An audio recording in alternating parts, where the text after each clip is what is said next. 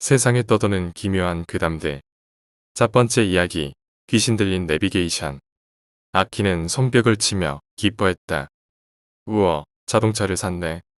이츠키는 운전석에서 올려다보며 아키에게 대답한다. 응, 물론 중고차지만. 아니야, 괜찮은걸. 멋있어. 그렇지. 이걸로 내 친구인 미유키네 집으로 가서 세 명이 같이 드라이브하자. 아키는 대단히 기뻐하며 차 주위를 빙빙 돌며 뛰다가 조수석에 뛰듯이 올라탔다. 우와, 내비게이션도 달려있네. 요즘에는 중고차라도 다들 내비게이션은 달려있다고. 굉장해. 굉장하다. 그것보다 어서 미유키의 주소를 내비게이션에 쳐야지. 그래. 지금 전화해 볼게. 아키는 휴대폰을 꺼내서 미유키에게 전화했다. 아키가 주소를 큰 소리로 말했고 이츠키가 그것을 내비게이션에 입력했다. 전자음이 울리고 딱딱한 여자의 목소리가 울렸다. 음성 안내를 시작합니다. 대단해. 사실 미유키네 집은 우리 가본 적 없었잖아. 이거 정말로 편리하네. 그래. 그럼 가볼까? 두 사람을 태운 차는 국도의 남쪽을 향해 달리기 시작했다. 700m 앞에서 좌회전입니다. 새 길로 가는 루트입니다. 전방에서 좌회전입니다. 내비게이터를 따라서 가는 차는 어느새 거리를 떠나 깊은 산속으로 들어갔다. 이상하네. 미유키네 집이 이런 산속이었나? 괜찮아. 주소는 확실하니까. 이거 점점 어두워지네. 밤에 드라이브가 멋진 거니까 잠들지 말라고. 응. 미유키한테 다시 전화해 볼게. 아키는 다시 휴대폰을 꺼내 미유키에게 전화해 봤지만 역시나 같은 대답만이 돌아왔다. 역시 주소는 맞는 것 같은데. 그런가? 그럼 곧 도착하겠지. 새 길로 가는 루트입니다. 딱딱한 여자의 목소리가 싸늘하게 차 내에 퍼진다. 감정이 없는 목소리는 이만큼 무서운 것인가? 아니면 어두운 산길을 지나가는 것 때문에 무서움이 더해지는 것인가? 아키는 이상하게 가슴이 답답해지는 것을 느꼈다. 저기, 이츠키. 차 좀 잠깐 세워봐. 응? 왜 그러는데? 멀미야? 아니, 뭐랄까 숨 쉬는 게 힘들어. 창문이라도 열까? 그것보다 차 세워. 그렇지만 이제 곧인데. 내비게이션이 다른 길로 가고 있어. 절대로 이 길은 아니야. 목적지까지 700m 남았습니다. 마치 대답하는 것 같이 내비게이터가 소리를 낸다. 거봐. 이제 다 왔잖아. 제발, 정말로 기분 나빠. 부탁이니까 세워. 미유키네 집에서 쉬면 되잖아. 이제 다 왔는걸. 목적지까지 300m 남았습니다. 제발 진짜로 세워. 세우라고. 조금만 참아. 목적지까지 100m 남았습니다. 슬슬 보이는데. 웃기지 마.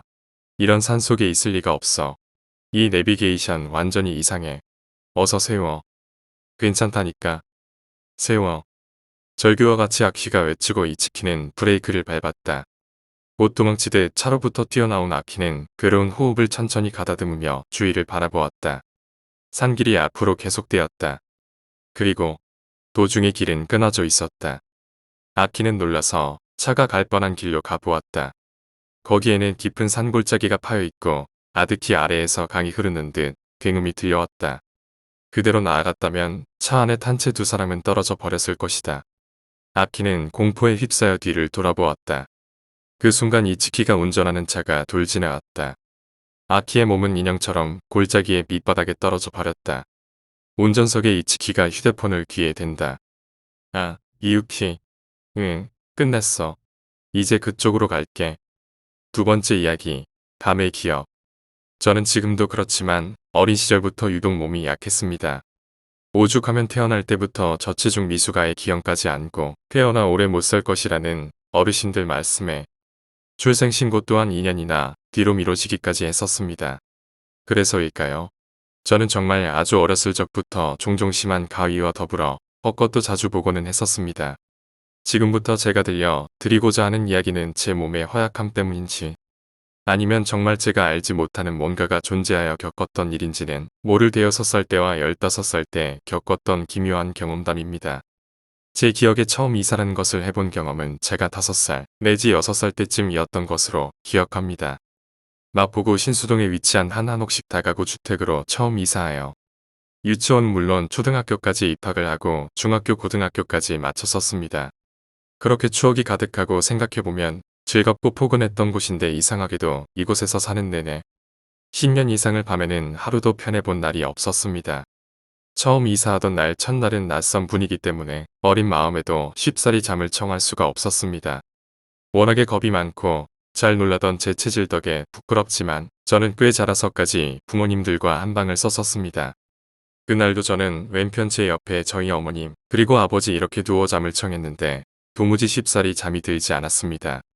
당시 저희 집 구조를 잠깐 말씀드리자면 여러 가구가 살다 보니 대문이 있고 집집마다 개인용 출입문이 있으며 한옥집이다 보니 그 출입문들은 유리로 만들어진 경우가 많았습니다. 그리고 저희 방만 해도 작은 출입문과 함께 작은 마루와 부엌이 있었고 출입문과 일직선으로 유리로 된 방문이 있었습니다. 그런데 어린 마음에 그 유리로 된 방문이 무서웠는가 봅니다. 밤새 창밖으로 보이는 것이라고는 컴컴한 어둠 외에는 없었으니까요. 첫날에는 두려움이 더해 주무시고 계신 부모님들 옆에서 밤새 떨고 있던 기억이 납니다. 그러다 문득 어두운 부엌 쪽에서 인기척과 함께 젊은 여자 목소리가 들렸습니다. 굉장히 맑고 낭랑한 목소리로 저를 부르는 소리였습니다. 아가야 잠깐만 나와봐. 언니가 선물 줄게. 아가야 잠깐만 이리 나와봐. 아가야. 한참을 그렇게 저를 불렀습니다. 그 목소리는 도저히 사람의 것이라고도 믿기지 않을 정도로 낭랑했으며 그 낭랑함이 외려 더 두려움을 불러오는 듯 했습니다. 그렇게 밤새 저를 부르는 목소리에 떨며 잠을 설치다 날이 밝자 잠에서 깨신 부모님들께 간밤의 일을 말씀드리니 그냥 웃어 넘기셨습니다. 이사 첫날이라 잠자리가 낯설어 그런 것이었을 거라고 했지만 그것이 시작이었습니다. 이사한 날부터 매일 밤마다 지독한 악몽의 가위에 환청해 정말 단 하루도 편히 잠들어 본 날이 없었으며 심지어는 날이 훤히 밝은 대낮에도 혼자서 잠만 잘라치면 어김없이 가위에 눌렸습니다. 그래도 어찌어찌 시간을 잘 넘겨 중학교에 입학하고 어느덧 중학교 3학년에 올라가게 되었습니다. 제가 3학년에 올라감과 거의 동시에 어머님께서 차공업 말기 판단을 받으셔서 당시 이삿짐센터를 운영하시던 아버님께서 집을 비우실라 치면 제가 어머니 간호를 해야 했기에 학교에도 거의 나가지 못했습니다. 그날도 저녁 내내 진통으로 고생하신 어머님 덕분에 마음이 싱숭생숭해 한참을 잠자리에서 설치다 겨우 잠들었습니다. 잠결에 어디선가게 짖는 소리가 났습니다. 그 소리가 너무도 시끄러워 잠에서 깨어보니 한두 마리가 아닌 정말 저희 동네에 있는 개는 몽땅 다 짖는 것처럼 그게 짖는 소리가 상당히 요란하고 시끄러웠습니다.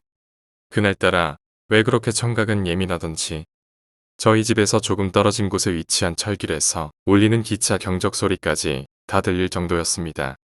그 소리들과 느낌이 하도 기묘하고 이상해 저 또한 잠을 깨고 바깥 소리에 귀를 기울이고 있었습니다. 처음에는 동네에 낯선 사람이 든 것은 아닐까 생각도 들어 더더욱 소리에 귀를 기울였습니다. 그런데 바로 그때였습니다. 저희 집에서 키우던 커다란 진돗개 한 마리가 출입문 쪽을 향해 낮게 계속 으르렁거렸습니다. 이윽고 인해 무언가 홀린 것처럼 쏜살같이 출입문 쪽을 향해 달려나갔습니다. 그와 동시에 누군가 미친 듯이 저희 집 출입문을 두들겼습니다. 출입문을 두드리는 소리에 처음에는 인근에 사시던 고모님께서 또 고모부님과 싸우고 저희 집을 오신 게 아닌가 싶어 문을 열어드리려는 찰나 생각해보니 지금 시간은 새벽 3시가 넘어가고 있었습니다. 그렇게 급한 상황이라면 차라리 전화를 먼저 하셨겠지 하는 생각에 다시 두려움이 앞섰습니다. 그리고 마치 그런 제 생각을 읽기라도 하듯이 문 밖에서 여자 목소리가 들렸습니다. 그 목소리는 어렸을 적 한 번 들은 적이 있었습니다. 얘야, 어서 문 열어. 빨리 나와야 돼. 이번이 아니면 영영 다시는 기회 없단다. 오늘은 꼭 널 데리고 가야 돼. 얼른 우리와 함께 가자.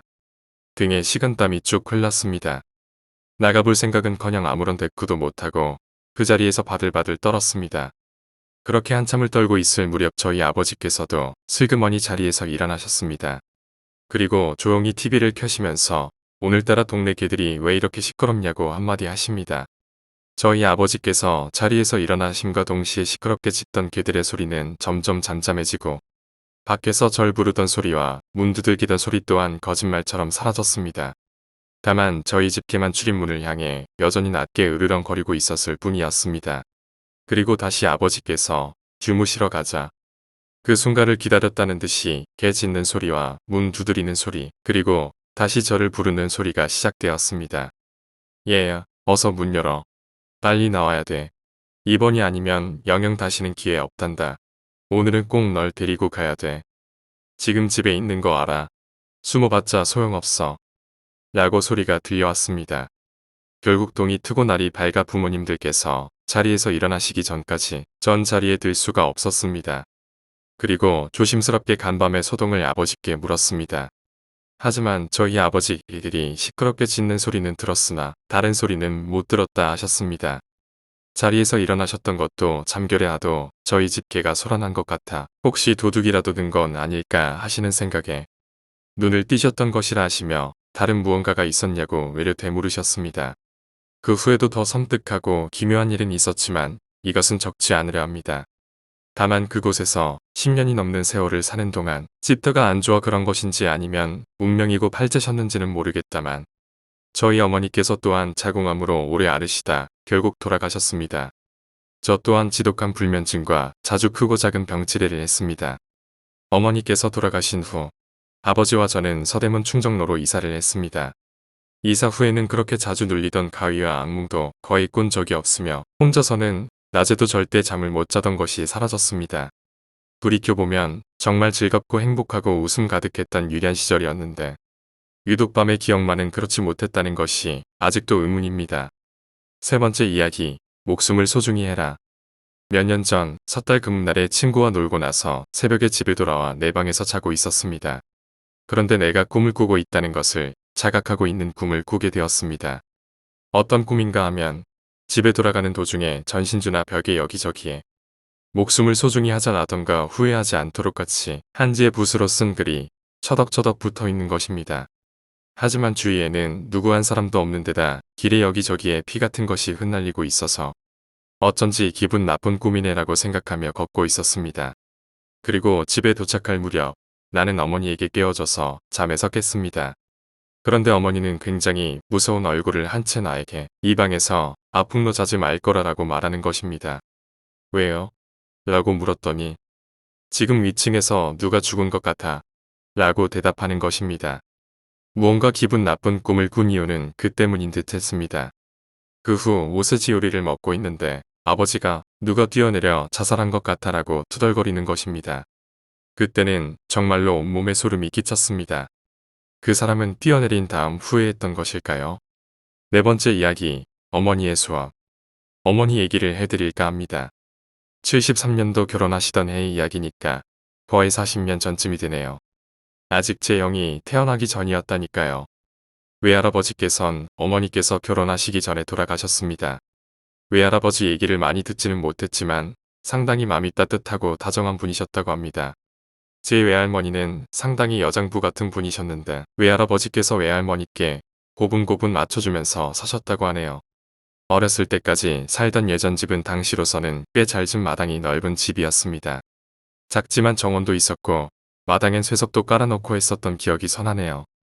집 대문은 마루를 기준으로 마당의 왼쪽 끝에 위치해 있었죠. 대문을 나서면 작은 골목을 따라 뒷집을 갈 수 있었습니다. 뒷집에 살던 준석이네 가족 생각도 갑자기 나네요. 어머니의 원래 고향은 서울이셨는데 시골로 시집 오신 지 얼마 안 되셨을 때랍니다. 밤에 잠을 자고 있는데 대문을 두드리는 소리가 나더랍니다. 어머니가 그 소리에 먼저 깨셔서 좀 불안한 마음에 누굴까 하고 있는데 희미하게 어머니 이름을 부르는 소리가 나더랍니다. 그러더니 더 선명하게 엑스하면서 더 크게 대문을 두드렸답니다. 근데 그 순간 바로 외할아버지 목소리라고 직감하셨답니다. 어머니가 눈물을 죽죽 흘리시며 나가보려고 하는데 아버지가 벌떡 일어나서 말리셨답니다. 아버지 말씀으로는 갑자기 잘 주무시던 어머니가 벌떡 일어나시더니 아버지가 오셨다며 딸 사는 거 보려 오신 거라고 울면서 나가려 하셨답니다. 그 순간엔 아버지는 만약 지금 집사람이 나가면 죽을 수도 있겠구나 하는 무서운 생각이 들어 어머니를 강하게 제압하셨다고 하네요. 어머니가 한참을 우시다가 겨우 진정하셔서 주무시고 아버지는 안방등을 켜놓고 날을 새셨다고 합니다. 날이 밝아 아버지께서 나가보니 누가 왔다 가거나 대문을 열었다거나 하는 흔적은 없어서 안심하셨다고 하고요. 그날 아침 일찍 준석이네 어머니가 집에 오셨답니다. 당시에 저희 어머니보다 1년 먼저 결혼한 새댁이셨습니다. 준석이네와는 앞뒤로 붙어 있어서 제가 어렸을 때도 참 서로 많이 놀러 오고 갔던 기억이 있습니다.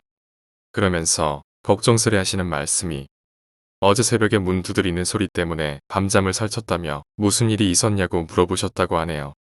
그 말에 어머니는 또 한 번 대성통곡을 하셨고 아버지도 너무 놀라서 한참을 멍하니 계셨다고 합니다.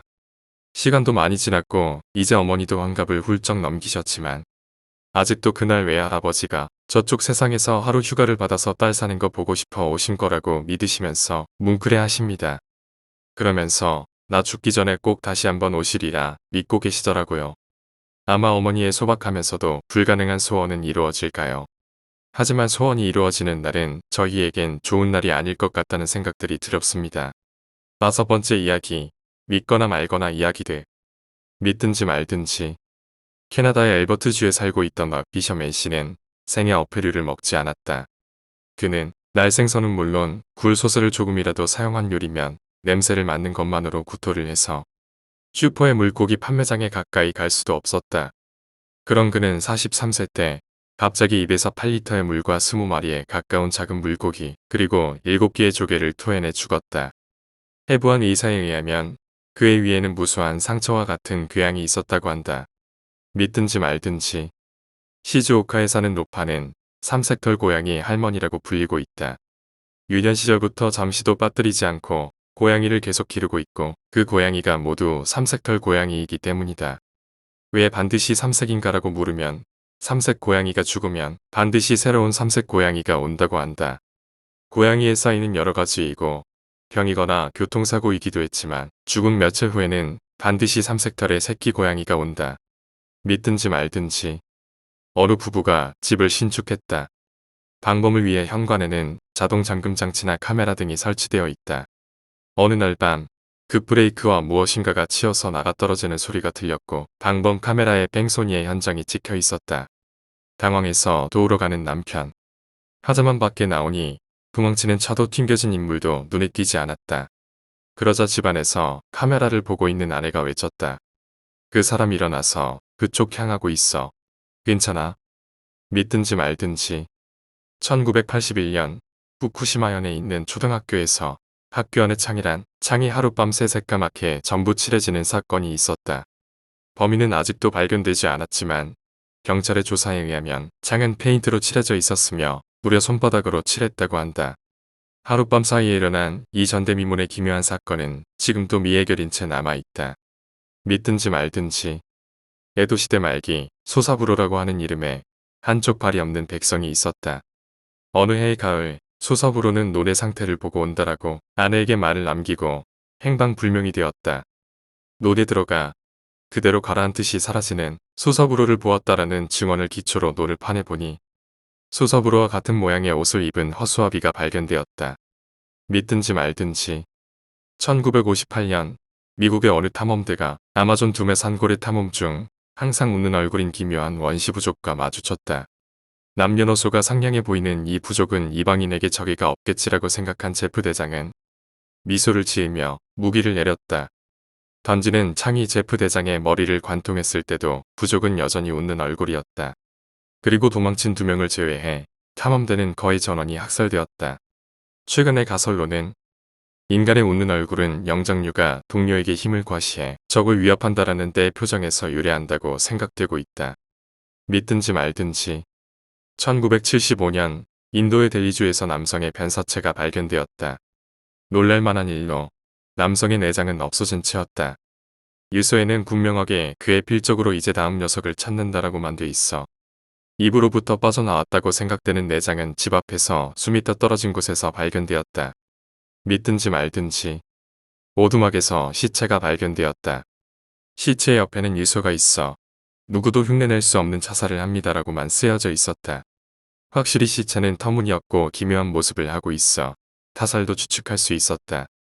시체는 손발과 머리가 없고 모두 소화기관에 들어가 있었던 것이다. 믿든지 말든지. 1980년경의 영국에서의 사건. 근처에 폐옥을 3명의 아이들이 탐험 중 1명이 행방불명이 되었다. 어느 방에 차례로 들어갔는데 한가운데에 있던 아이가 갑자기 사라져 버렸다는 것이다. 기묘한 증언을 뒷전으로 하고 어른들이 폐옥과 부근을 수색하다. 벽 너머의 희미한 목소리를 의지해서 무사구조했지만 발견된 것은 창도 문도 없는 완전하게 밀폐된 공간으로 붙어였다. 소녀는 반쯤 미쳐 있었다. 믿든지 말든지. 사무실에서 일을 하다 화장실로 향하는 남자가 자신의 뒤를 누군가가 따라오는 것 같다라는 작은 불안에 떨고 있었다. 그 이야기를 들은 사람은 모두 기분 탓일 거라고 웃어버려 믿으려고 하지 않았다. 잠시 후 남자가 지나간 후 문득 위를 올려본 여자가 비명을 질렀다. 남자가 다닌 길을 따라다니듯이 하며 천장에 뺑뺑이 발자국이 붙어 있었던 것이다. 6번째 이야기. 티켓. 미애는 핸드백 안에서 기분 좋은 얼굴로 봉투를 꺼내들었다. 그게 뭐니? 옆에서 함께 걷고 있는 마키가 묻는다. 헤헤, 미애는 봉투 안에서 티켓을 꺼내 보였다. 대단히 유명한 아티스트의 라이브 티켓이다. 구하기 힘든 플라티나 티켓으로 인터넷 경매에서는 최고가 20만엔까지 올라갔다고 하는 그것이다. 우와, 대단해. 산 거야? 아니, 준 거야. 설마 집 앞에 떨어져 있었는 거. 정말이야. 엄청난 행운이네. 그렇지. 그렇지만 콘서트 일요일이잖아. 아르바이트는 어쩌려고? 하루 정도 쉴 수 없을까? 일요일.